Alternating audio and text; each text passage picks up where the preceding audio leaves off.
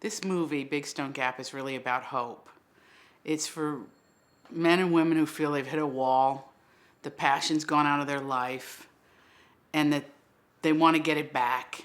When you leave the theater after you've seen this movie, you feel somehow redeemed. Like maybe you can turn a corner and that you can reignite the passion in your life. I love everything about Ave Maria Mulligan. I think she's a character that's on the fringe of life. I think she spent her life being useful to everyone. She lives with her mother. She's 40 years old. She is useful in her community.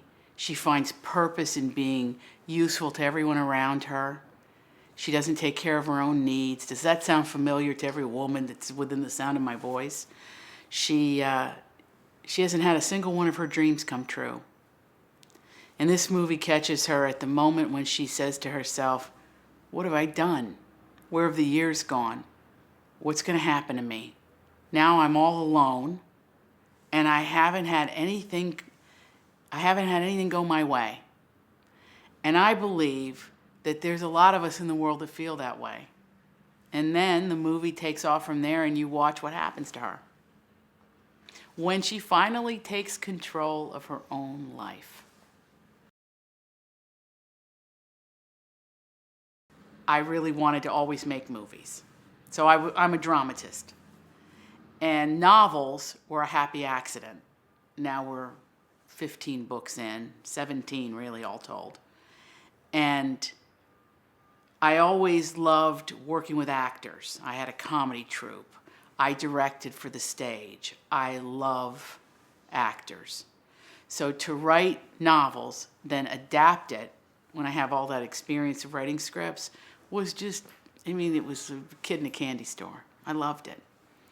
And then to write in specificity for these actors who love the written word and respect it and were into this was a wonderful gift.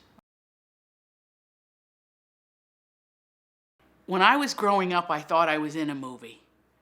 So I brought the movie to my hometown thinking that the people I grew up with were movie stars. And then I would cast movie stars to act with the people I grew up with, who in my imagination were already movie stars. So it was magical. And whenever I come down the hill, when you drive into Big Stone Gap, I'm filled with longing. Those mountains, the scent of the evergreen and the pine, and all of the feelings that you have, the way the sun, the moon, the night, the day, all of it, the coal mines, the people, the history. It's all really potent.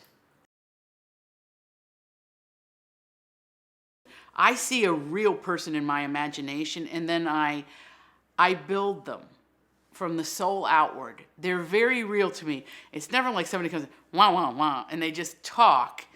I imagine their full life from the time they're little, when they're born. And then they become part of the story. My favorite scene to shoot, and this is the truth, was every single one of them.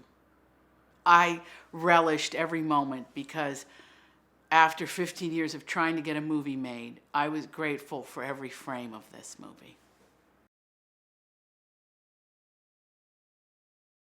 Everyone should go see Big Stone Gap on October 9th, because if you feel like your life's in the crapper, or you feel down in the dumps, or you feel like there's no hope left, you go to this movie and you're going to feel good again. It makes you feel that there's possibilities of love, faith, family, community. Romance could be around the corner, or maybe it's like sitting across the room from you and you just don't recognize it. Or maybe if you're grieving, you will understand your grief in a context of you have to pick yourself up and live again. Really important lesson. Or maybe you'll just sit back and go, wow, America really has a lot going on. these small towns are jewel boxes and we should treasure them and the people in them.